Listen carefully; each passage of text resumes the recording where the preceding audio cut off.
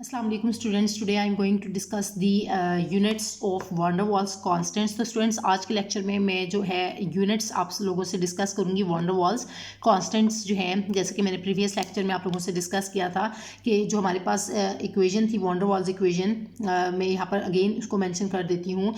उसमें हमारे पास van der Waals इक्वेशन क्या थी, P V is equals to n R T में चेंजिंग लाने के बाद जो है वो इक्वेशन थी P plus n square a divided by b square, ठीक है ये, और साथ में v minus n b is equals to n R T. तो स्टूडेंट्स ये आपके पास इक्वेशन थी जिसको मैंने आप लोगों से को बताया था कि ये इक्वेशन जो है van der Waals इक्वेशन कहलाती है। तो इस van der Waals इक्वेशन में स्टूडेंट्स जो आपके पास ए और बी, ये जो दो आपको कॉन्स्टेंट्स नज़र आ रहे हैं, ये ए और बी, ये दोनों जो हैं कॉन्स्टेंट्स, इनको स्टूडेंट्स हम कहते हैं van der Waals कॉन्स्टेंट्स। तो आप लोगों ने देखा कि ए एंड बी क्या है, यहाँ पर आपके पास van der Waals कॉन्स्टेंट्स हैं। तो अब स्टूडेंट्स हम इसकी यूनिट्स को डिस्कस कर लेते हैं कि इसके लिए जो है यूनिट्स किस तरह से फाइंड आउट करेंगे। तो स्टूडेंट्स ये बहुत इंपॉर्टेंट टॉपिक है, ये अक्सर स्टूडेंट्स को ये क्वेश्चन दिया जाता है बोर्ड में कि आप फाइंड करें यूनिट्स जो हैं वो ए की और बी की। तो स्टूडेंट्स ये गलत कर आ जाते हैं, और ख़ास तौर पे आप लोगों से जो है सिस्टम इंटरनेशनल यूनिट्स जो है इनकी फाइंड आउट करने के लिए कहा जाता है। तो स्टूडेंट्स उनको सही तरह से जो है वो इक्वेशन नहीं फाइंड आउट करते। तो ये स्टूडेंट्स उनकी यूनिट्स जो है वो सही तरह से नहीं लिखते, तो इस तरह से वो रॉन्ग हो जाती है, ठीक है, और इस तरह से उनके मार्क्स जो है वो डिडक्ट हो जाते हैं। तो मैं अभी जो है यूनिट्स को डिस्कस करने जा रही हूँ। तो स्टूडेंट्स आप लोगों ने अब अच्छे तरीके से इस टॉपिक को अच्छे तरीके से देखना है, ताकि आप लोगों को यूनिट्स जो है वो कैलकुलेट करने में कभी भी कोई डिफ़िकल्टी ना हो। तो जैसे कि स्टूडेंट्स मैंने प्रीवियस लेक्चर में आप लोगों से डिस्कस किया था कि ये आपके पास जो प्रेशर है उसमें जो van der Waals equation van der Waals equation में जो आपने चेंजिंग देखी थी कि इसमें जो प्रेशर है उसमें करेक्शन की गई और वॉल्यूम में करेक्शन की गई थी। तो जो प्रेशर में करेक्शन की थी तो वो बेसिकली क्या था कि जो आपके पास पी आइडियल था वो इक्वल था पी प्लस पी प्राइम के। तो ये पी प्राइम जो है ये आपके पास लेसेंड प्रेशर था, जो कि किसके बराबर था, ये आप देख रहे हैं कि ये वाला पी एज इट इज़, और साथ में plus n square a divide by V square, ये जो है आपके पास ये सारा जो है ये पी प्राइम बन रहा है, ठीक है, ये लेसन प्रेशर है। तो अब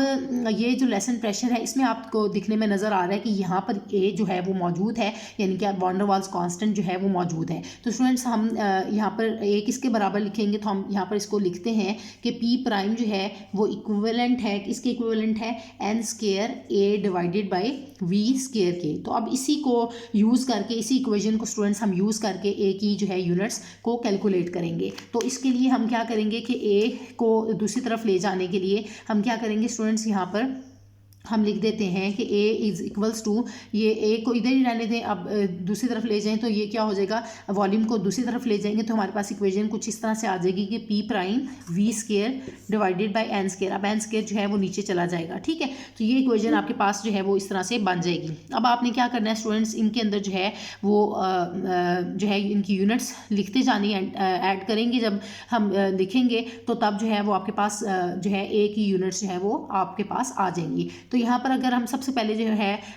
हम सिस्टम इंटरनेशनल यूनिट्स पहले नहीं फाइंड करते, हम पहले जो है सिंपल यूनिट्स देख लेते हैं। तो अब आप देखें कि यहाँ पर आपके पास जो प्रेशर है, प्रेशर की यूनिट क्या होती है, एटमॉस्फेयर्स होती है, ठीक है। तो यहाँ पर हमने एटीएम लिख दिया, एटमॉस्फेयर्स, और साथ में जो वॉल्यूम है उसकी यूनिट क्या होती है, डेसीमीटर क्यूब। तो हमने डेसीमीटर क्यूब लिख दिया, और साथ में जो है ये इसका स्केयर है, तो हम लोगों ने इसको इसी तरह से स्केयर ले लिया और फिर डिवाइड किया। तो नंबर ऑफ मोल्स हैं, तो आपको पता है जो एन जो है वो नंबर ऑफ मोल्स को रिप्रेजेंट कर रही है, तो उसकी यूनिट क्या होती है, मोल होती है, ठीक है। तो हम लोग इसको जो है वो लिख देती हूँ, मैं मोल लिख देती हूँ MOL, ठीक है। और ये स्केयर है इसका, तो इसी तरह मोल्स का स्केयर ले लूँगी, ठीक है। तो आपके पास जो है यूनिट क्या बनेगी, ए की यूनिट क्या है, van der Waals constant a की यूनिट क्या बनेगी, a is equals to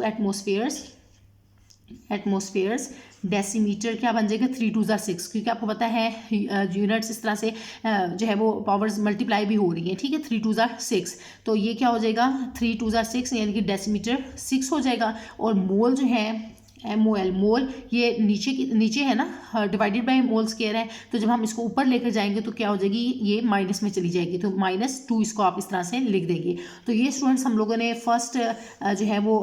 van der Waals constant a की यूनिट्स जो है वो फाइंड आउट की हैं। इसी को अब हम जो है सिस्टम इंटरनेशनल यूनिट्स इसकी जो ए की, हम सिस्टम इंटरनेशनल यूनिट्स भी फाइंड आउट कर लेते हैं।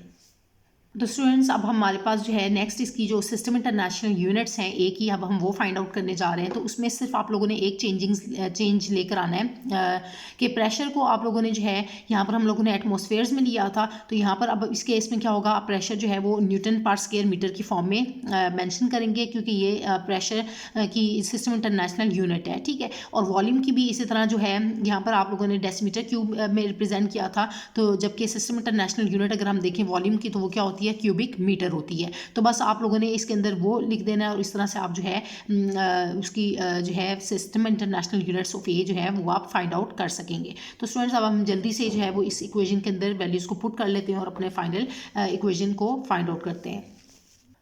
तो स्टूडेंट्स ये मैंने इक्वेशन लिख दी है, दोबारा से मैंने कहा आपको बताया है कि एक ही इक्वेशन सेम वही लिखेंगे, a is equals to p prime we square divided by n square. तो अब a is equals to p prime यानी कि प्रेशर की यूनिट क्या लिखेंगे, अब यहाँ पर न्यूटन पर स्क्वायर मीटर लिखेंगे और साथ में जो है मल्टीप्लाई करेंगे इसको वॉल्यूम की जगह यूनिट लिखेंगे क्यूबिक मीटर। तो क्यूबिक मीटर है और इसको स्केयर, इसकी पावर इसकी ये क्या है, स्केयर है, तो इसे स्केयर से मल्टीप्लाई कर देंगे और साथ में एन नंबर ऑफ मोल जो है वो as it is mole unit रहेगी और उसका हम स्केयर ले लेंगे, ठीक है। तो अब आपके पास जो है एक ही जो यूनिट है वो क्या बनेगी, न्यूटन एज इट इज़ लिख देंगे, मीटर -2 इस तरह से, और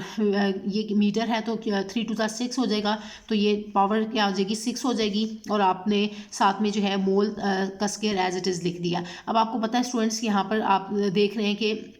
जो मीटर है वो एक -2 और एक +6 है, ठीक है, एक -2 और एक +6 है। तो आप इसको फाइंड आउट करें, कैंसलेशन करें, प्लस माइनस माइनस, तो ये क्या हो जाएगा कि माइनस ये आपके पास बन जाएगा 4 बन जाएगा, ठीक है। तो इस तरह से आप जो है ये +4 बन जाएगा, तो आप इसको न्यूटन के साथ जो है मीटर +4 मेंशन करेंगे, ठीक है। नेक्स्ट स्टेप में मैं आप लोगों से ये जो है वो लिखने जा रही हूँ, नेक्स्ट स्टेप में इसको मेंशन करने लगी हूँ। तो स्टूडेंट्स ये अब आप देख रहे हैं कि ये लास्ट में जो है a is equals to n m -2 multiply में एम जो है +6 और डिवाइड बाय मोल का स्केयर था। तो अब आप इसको देख रहे हैं कि एन एम +4 बन गया और साथ में मोल जो है ये नीचे है, तो ये जब ऊपर जाएगा तो ये मोल के साथ जो है -2 जो है ये आ जाएगा, ठीक है। तो ये स्टूडेंट्स आपके पास जो है ए की कौन सी ये आपके पास सिस्टम इंटरनेशनल यूनिट्स ऑफ ए जो हैं ये आपके पास आ गई हैं, ठीक है। अब इसी तरह स्टूडेंट्स हम जो है बी जो है उसके लिए भी जो है वॉन्डरवाल कांस्टेंट जो बी है उसके लिए भी यूनिट्स जो है वो कैलकुलेट करेंगे, उसकी भी यूनिट्स जो है वो फाइंड आउट करेंगे। तो स्टूडेंट्स अब हम बी जो है उसकी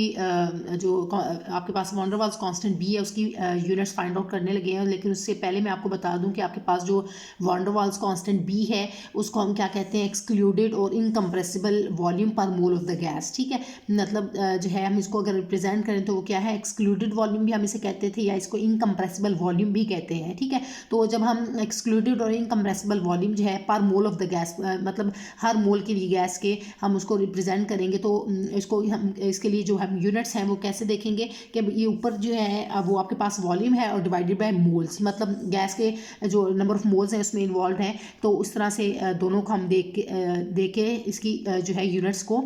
लिखेंगे। तो स्टूडेंट्स यहाँ पर अब आपके पास जो है यूनिट है वो कैसे बन जाएगी कि वॉल्यूम के लिए आपको पता है कि यूनिट क्या होती है, डेसीमीटर क्यूब।